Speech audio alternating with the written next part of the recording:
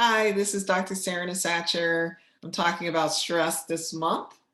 And the next question is, can stress be prevented? That's a great question.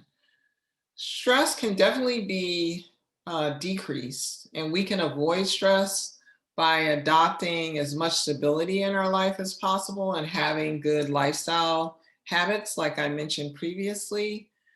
We can avoid stress by eating at the same time, going to bed on time, and the best times are usually around 10 p.m. to 6 a.m.